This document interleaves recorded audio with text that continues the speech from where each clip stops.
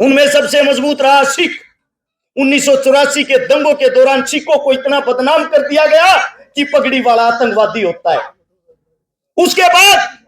उसके बाद बचता है मुसलमान, जो आज इस पीड़ा को झेल रहा है। उसके बाद बचता है जाट, जो 2016 के जाट आरक्षण के दौरान जातीय दंगों को करा के आप लोगों को भी बदनाम कर दिया गया। यहां पे जितने भी मौजूदा साथी पितातुल्य बुजुर्ग, मेरी मातर शक्तियां मेरी आवाज को सुन रही हैं, आप सभी के चरणों में हर्ष शिकारा हरियाणा से हाथ जोड़कर राम राम करता है, नमस्कार करता है, अस्सलाम वालेकुम करता है, सत श्री अकाल करता है। आज मैं भाषण नहीं देना चाह रहा। आज मेरे समाज की यहां पे सरदारी बैठी है और उस सरदारी से मैं अपना दुख प्रकट करना चाह रहा हूं। मैं आज से 3 दिन पहले एक स्कूल के प्रोग्राम में गया मुख्य अतिथि के तौर पर।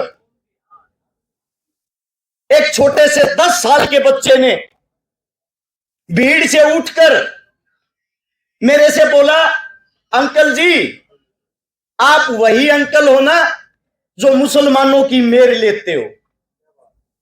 एक 10 साल के बच्चे ने, मुझे उस बात से बड़ा दुख हुआ।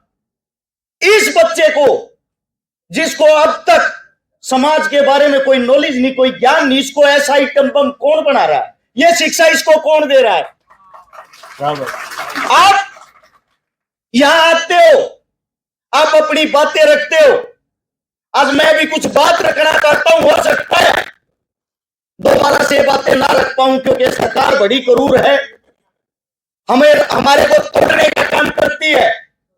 मैं आज आप सबसे पूछना चाहता हूं, क्या आप लोगों को इस बात का पता लगा, हिंदू मुसलमान सिख इनके झगड़े की जड़ क्या है? ये जहर फैलता क्यों है? मुझे इस बात का बड़ा दुख होता है जब ये सुनता हूं। मेरी एक बार एक साथी से आपस में वार्तालाप हुई। मैंने पूछा, आप मेरे को ये बोलते हो कि मैं मुसलमानों का फेवर करता हूं, मैं आपसे पूछना चाहता हूं आपको मुसलमान गंदे क्यों लगते हैं? उस भाई साहब का जवाब था, क्या आप मुगलों को भूल गए? मुगलों ने हमारे साथ क्या किया था? एक एक बात को गौर से सुनना, ताली मत बजाना। मैं हकीकत की बातें करता हूं, हकीकत पे जाना। उसका जवाब था, मुगलों को भूल गए, बाबर को भूल गए, अकबर, हुमायूं, जहांगीर, वो हमारे साथ क्या क्रूरता करते थे। मैंने उसको जवाब दिया, बेटा अपनी नॉलेज बढ़ाइए। मुगल हमारे मुसलमान नहीं थे, मुगल हमारे मुसलमान नहीं थे। मुगल जब इस देश में लड़ने के लिए आए, जो राणा सांगा के साथ खड़े हुए हसन खां मेवाती, वो हमारे मुसलमान थे। बार बार गंदा गलत इतिहास परोस कर आप हमारे को दिखाते हो। मुसलमानों ने हिंदुओं पर कहर किया, मुसलमानों ने हिंदुओं पर कहर किया। टीवी देखो, पत्रकार देखो, अगर कोई मुसलमान नाम का आदमी किसी बलात्कार में संलिप्त होता है, उस खबर को विश्व लेवल की बनाया जाता है। मैं आप सबसे पूछना चाहता हूं, हिंदुस्तान के अंदर लगभग हर रोज 10,000 बलात्कार होते हैं, वे अखबार में क्यों नहीं आते? उससे अलग थोड़ा बीमार हूं, माफी चाहता हूं। आप लोगों को एक बात बताता हूं, हमारी असली लड़ाई क्या है। जब गोरे लोग हमारे यहां आए, उसने देखा हिंदुस्तान को कौन चलाता है। गोरे लोगों को दाढ़ी वालों से बड़ी नफरत थी। दाढ़ी वाले कौन? जाट, जट, जुट। हिंदुओं के अंदर जाट, जो एक मजबूत कौम होती जिसको बोला जाता जाट लैंड। सिखों के अंदर जट, और अपने जो मौलवी होते हैं जिनके अंदर होते हैं जुट।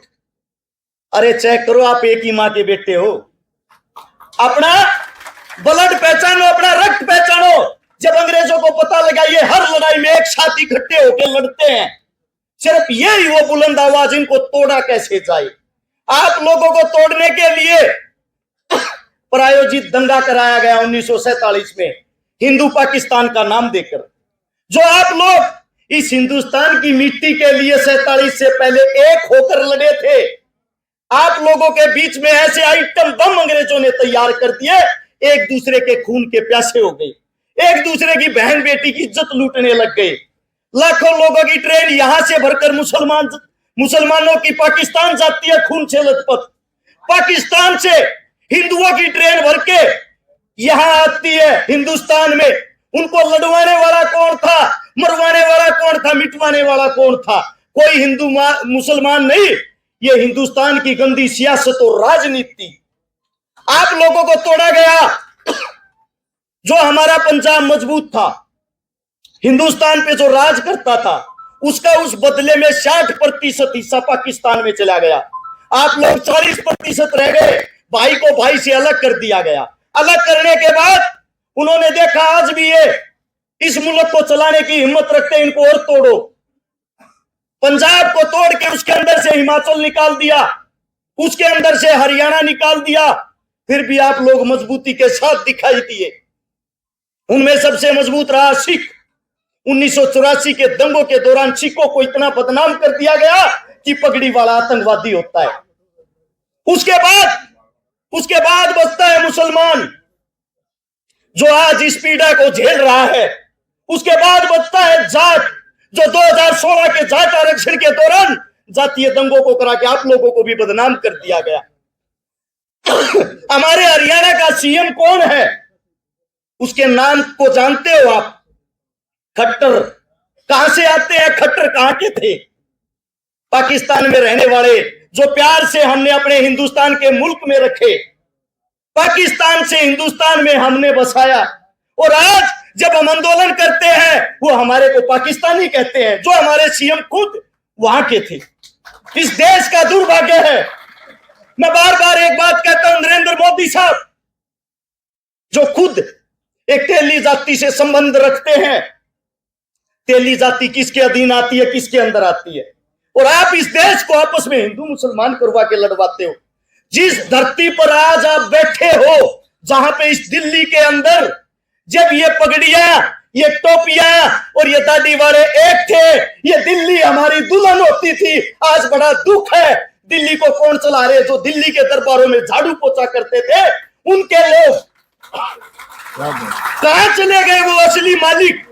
क्योंकि कोई भी प्रोग्राम करवा लो, वहीं राजनीति घुस जाती है। मुझे दुख है, जब हम किसी पीड़ा को झेलते हैं, हम अकेले होते हैं उस संघर्ष में, हमारे खिलाफ हमारे अपने लोगों को कर दिया जाता है। आज एक बात बताता हूं, जहां जिस धरती पे खड़े हैं, जो आखिरी लड़ाई थी 1857 की, जब मुगल खत्म होने वाले थे, यहां का जो आखिरी राजा था बहादुर शाह जफर, जिसकी उम्र हो गई थी 80 साल। दो चीजें होती थी, एक तो होती थी रियासत।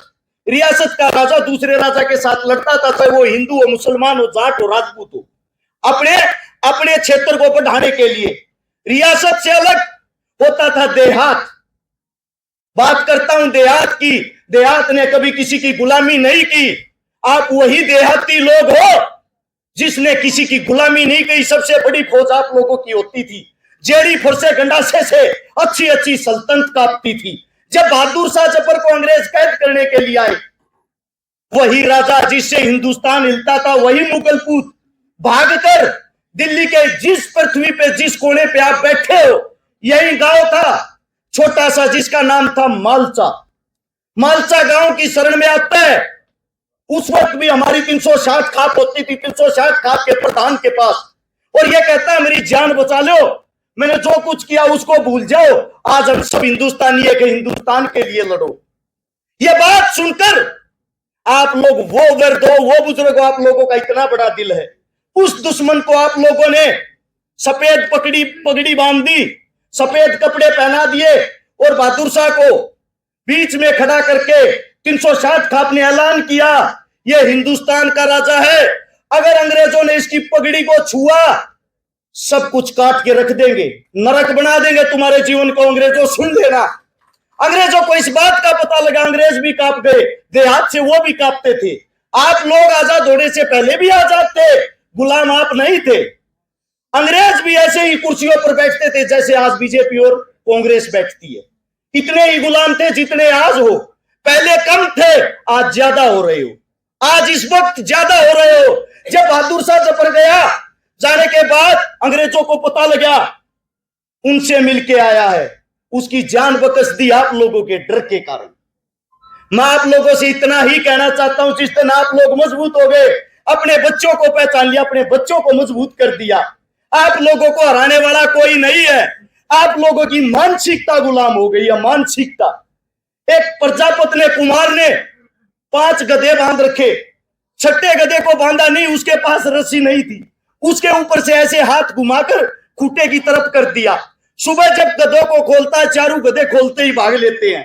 जिस गधे को बांधा नहीं वो वही बंधा रहा, वो गया ही नहीं कहीं। प्रजापति डंडा उठाता है, 3 दिन पीटता है उसको, वो 3 दिन तक वहां से नहीं हिलता।